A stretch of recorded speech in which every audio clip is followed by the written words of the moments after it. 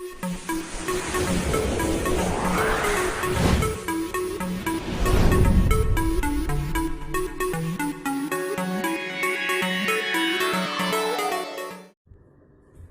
Dear friends, कैसे आप सभी? उम्मीद करता हूं आप सभी अच्छे होंगे। स्वागत है आप सभी का हमारे YouTube channel Sharma teaching point के ऊपर। आज जो मैं टॉपिक डिस्कस करने जा रहा हूं वो है अपना इंटीग्रेशन। ठीक है, हमारा क्या टॉपिक है? इंटीग्रेशन। हमारा टॉपिक है इंटीग्रेशन। इंटीग्रेशन के बारे में हम डिस्कस करेंगे।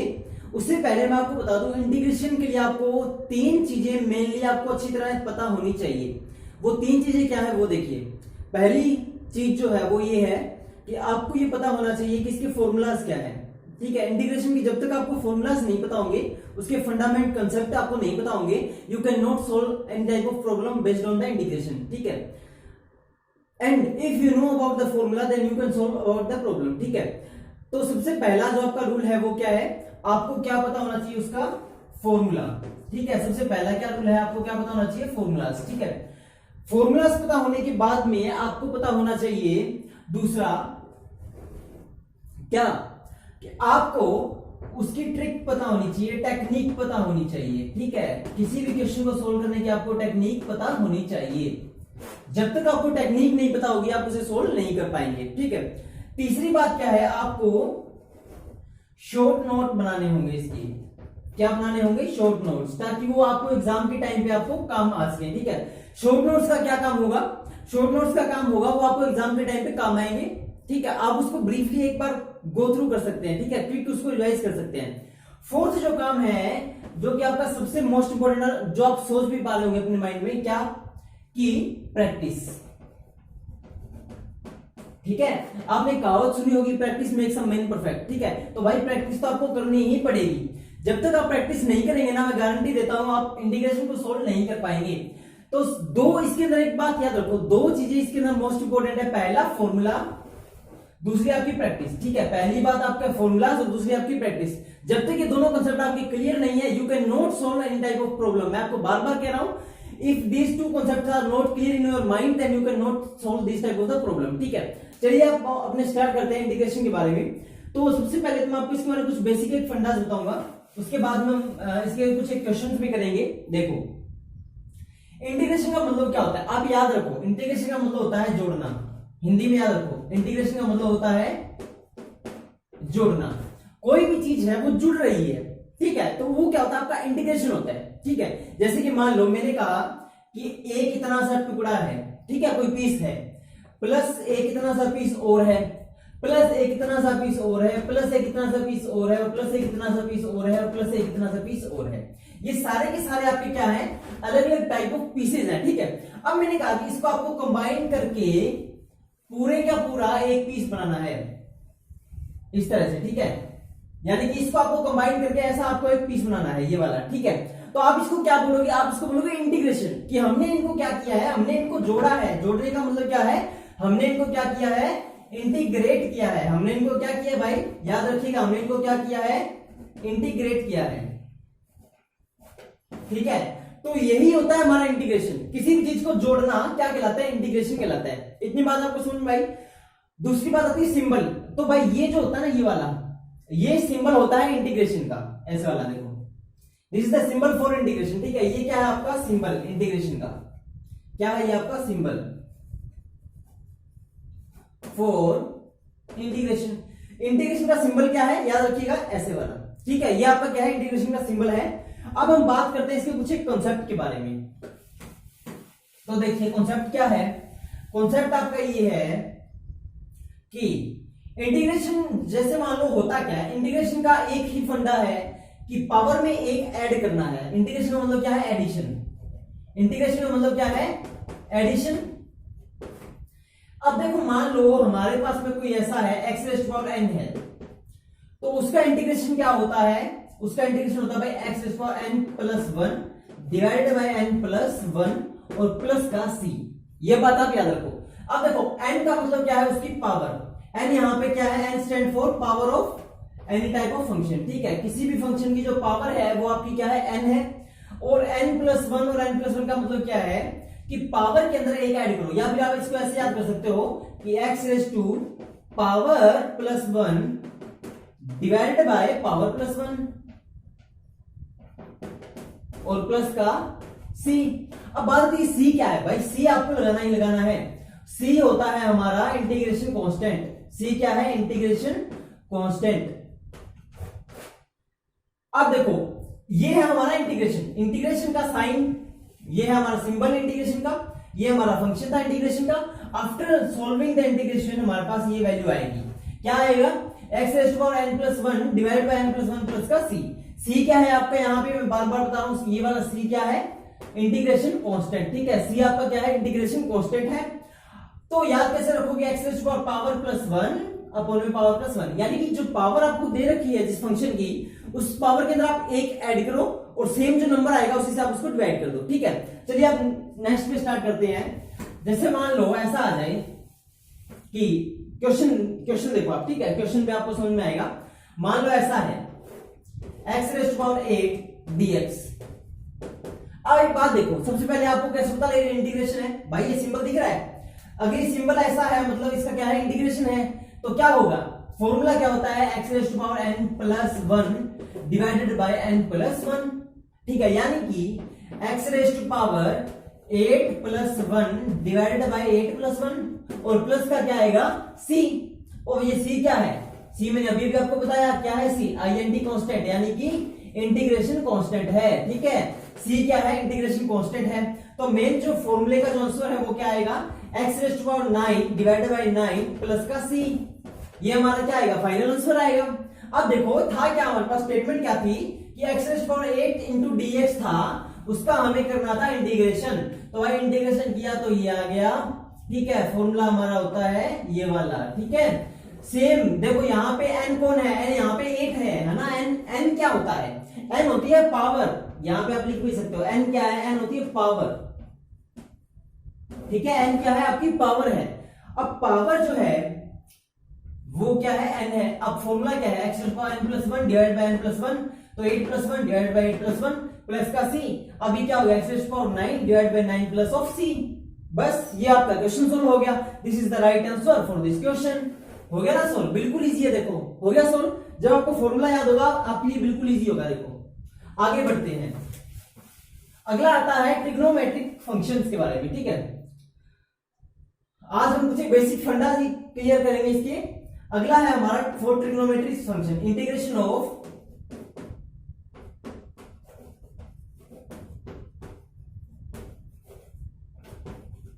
Trigonometric functions. ठीक है, ट्रिग्नोमेट्रिक फंक्शंस देखो क्या है, ट्रिग्नोमेट्रिक फंक्शंस को होते थे साइन कोस टेंजेंट वाले। ठीक है, तो मैं आपको बता दूं ट्रिग्नोमेट्रिक फंक्शंस के अंदर क्या है, इंटीग्रेशन ऑफ साइन एक्स जो होता है, साइन एक्स का इंटीग्रेशन क्या हो जाएगा और कोस एक्स का इंटीग्रेशन क्या हो जाएगा, पहले आप ये याद रखो। ठीक है, साइन एक्स का डेरिवेटिव क्या होता है, कोस एक्स होता है। अब क्या करना है, एक बात याद रखो, देखो इंटीग्रेशन जो है ना वो डेरिवेटिव का उल्टा चलेगा हमेशा।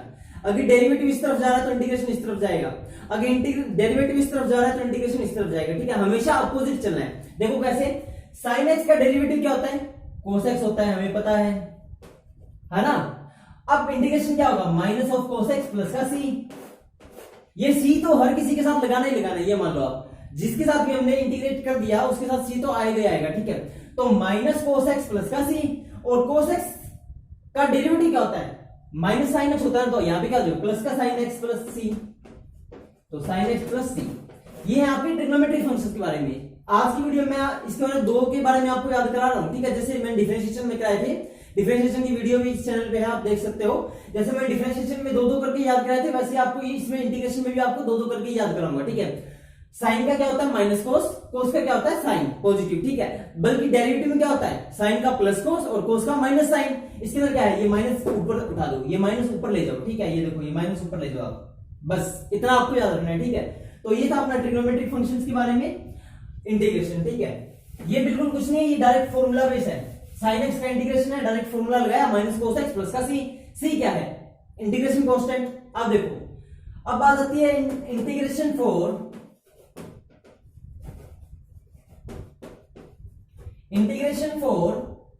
Exponential function.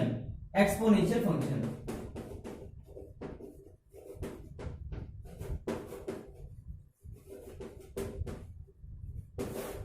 अब मैं आपको बता दूं भाई एक्सपोनेंशियल फंक्शन क्या होते हैं, जो e की पावर में होते हैं, ठीक है, या फिर जो a की पावर में होते हैं, वो आपके क्या होते हैं, एक्सपोनेंशियल फंक्शंस होते हैं। जैसे कि मान लो हमारे पास कह दिया integration of a raise to power x d of x, ठीक है। अब हमें करना है, इसका इंटीग्रेशन करना है, तो इसका इंटीग्रेशन क्या होगा भाई, वो देखो, इसका डेरिवेटिव क्या होता था, a raise to power x log a, ये इसका डेरिवेटिव होता था ना। डेरिवेटिव के फॉर्मूलाज की वीडियो मैंने ऑलरेडी अपलोड कर दिया, तो आप वो जाके देख लो, ठीक है। डेरिवेटिव ये होता था, इंटीग्रेशन क्या होगा, इसको यहां से हटाओ, मैंने क्या कहा था, उल्टा होता है, इसके मल्टीप्लाई में log a है, उसके डिवाइड में हो जाएगा, तो log a plus of c, बस ये ही करना आपको। a की पावर में कुछ भी है तो उसका इंटीग्रेशन होता है a raise to power x upon में log a प्लस का c, ठीक है। अगर ये exponential e raise to power x है, उसका इंटीग्रेशन क्या होगा, वो भी यही होगा, e raise to power x upon में log e प्लस c। अब भाई एक बात याद रखो, ये c तो है ना, आप ये इस बात की पूरी पुष्टि करके गांठ बांध लो कि c जो है वो तो लगाना ही लगाना है, क्योंकि c क्या होता है, c is any type of integration constant, ठीक है। c आपका क्या होता है, इंटीग्रेशन कांस्टेंट होता है। तो याद रखिएगा, अगर a की पावर में कुछ आ रहा है तो भी a की पावर x में log a प्लस का c, ये इसका इंटीग्रेशन होता है, और a की पावर में कुछ आ रहा है तो भी इसका इंटीग्रेशन यही होता है, ठीक है। अब चलिए अपने क्वेश्चन की तरफ बढ़ते हैं। ये इसके कुछ बेसिक कॉन्सेप्ट, ठीक है, फंडामेंटल कॉन्सेप्ट ऑफ इंटीग्रेशन।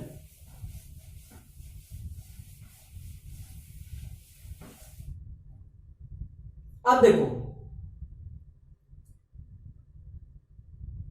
हमारे पास क्वेश्चन है x raise to power 5 dx का इंटीग्रेशन करना है, ठीक है। x raise to power 5 dx का इंटीग्रेशन करना है, क्या करेंगे भाई, सबसे पहले तो आप फॉर्मूला लिखोगे। What is the formula for integration, formula is that x raise to power n plus 1 divided by n plus 1 plus of c, ठीक है। अब देखो n क्या है, यहाँ पे n कितना है हमारे पास, n कितना है, 5 है, ठीक है। तो x raise to power 5 plus 1 divide by 5 plus 1 plus of c, और ये टोटल क्या बन जाएगा,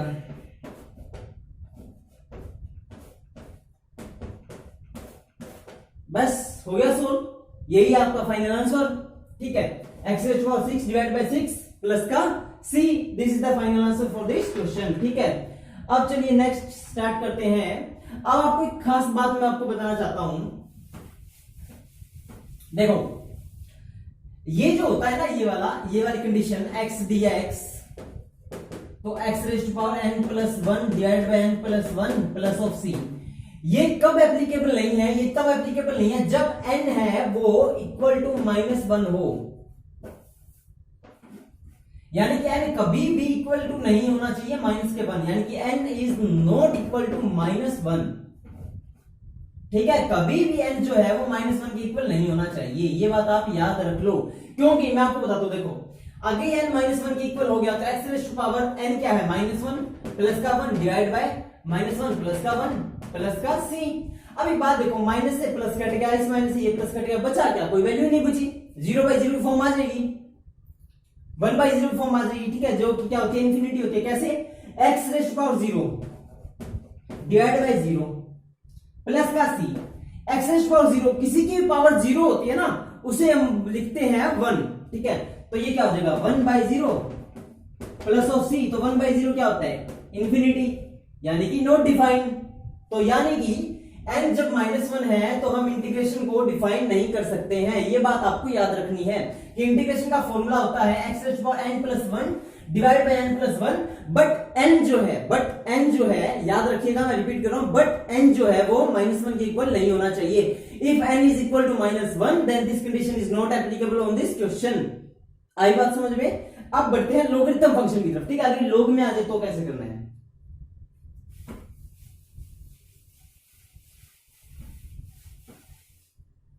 देखो हमारे पास आ जाए कि what is the integration of log x।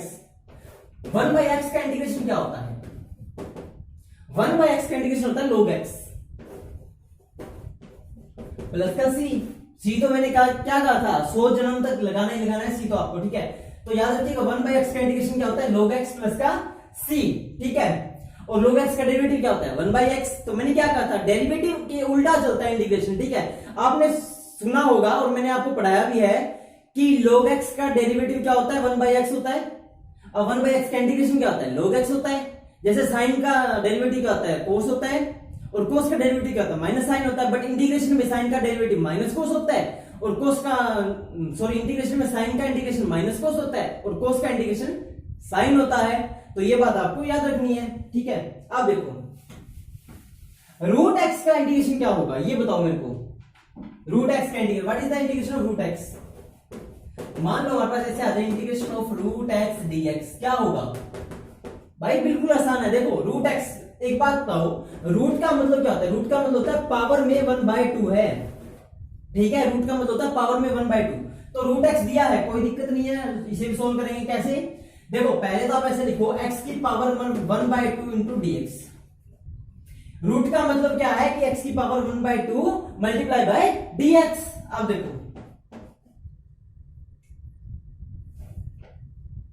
x की पावर 1/2 है, उसका इंटीग्रेशन क्या होगा? पावर में एक ऐड करो, डिवाइड बाय उसी से, ठीक है। तो x raise to power 1/2 plus का 1 डिवाइडेड बाय 1/2 प्लस का 1 प्लस का c। And what is the c? c is the integration constant. अब 1/2 ऐड किया तो भाई साहब इसका आप जब एलसीएम लोगे तो ये हो जाएगा x raise to power 3/2 divided by 3/2 plus of c।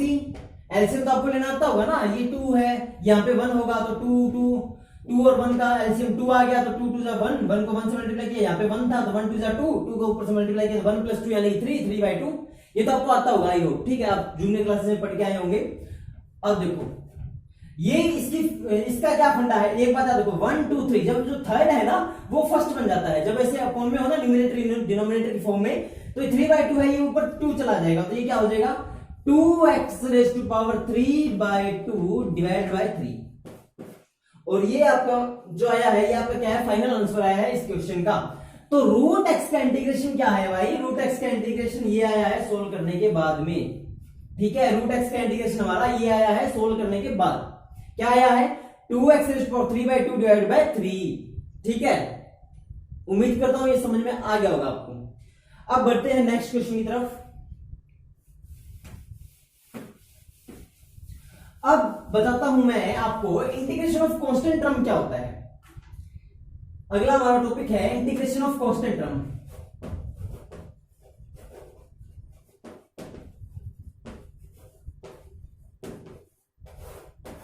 Constant क्या है? जैसे मान लो 1 2 3 4 5 6, ये सारे क्या होते हैं? कांस्टेंट ही होते हैं, ठीक है।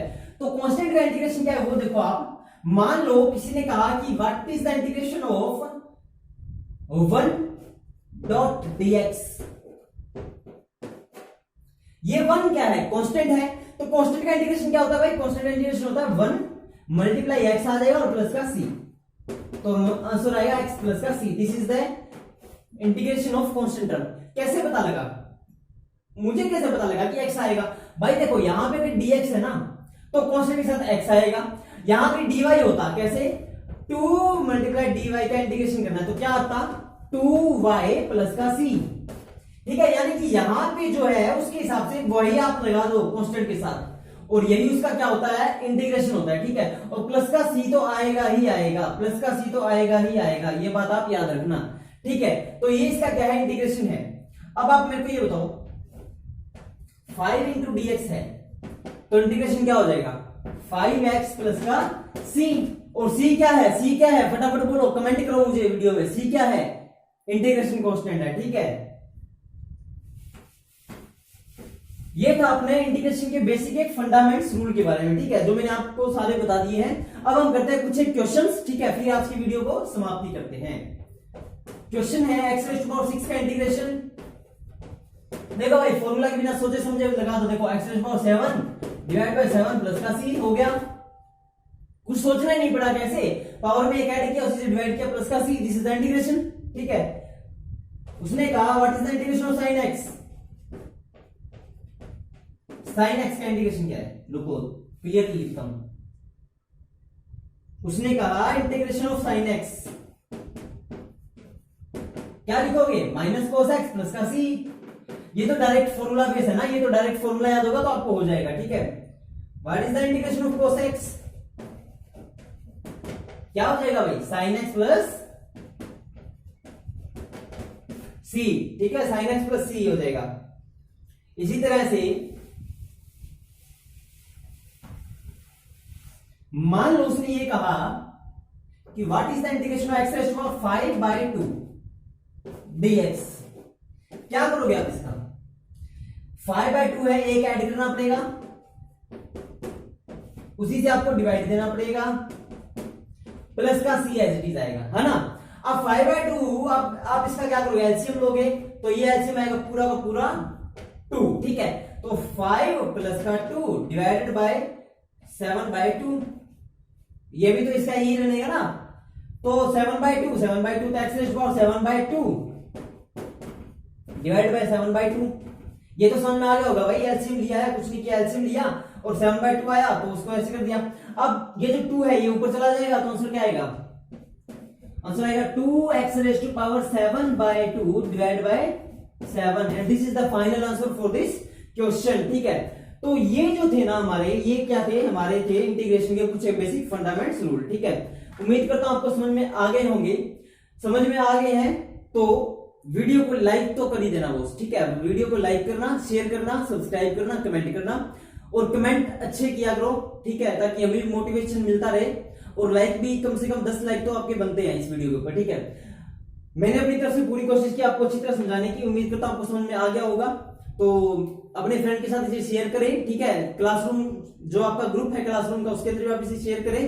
ये जो टॉपिक है ना इंटीग्रेशन डिफरेंशिएशन, ये +2 क्लास से लेके अपर देन +2, ठीक है, यानी सीनियर क्लासेस तक भी इंपॉर्टेंट होते हैं। इवन देन +1 वालों के लिए भी इंपॉर्टेंट है मैथमेटिक्स में। ठीक है, तो उम्मीद करता हूं आप इसे सपोर्ट जरूर करेंगे। मिलते हैं नेक्स्ट वीडियो में, तब तक के लिए bye bye, take care, thanks for watching. जय हिंद, जय भारत।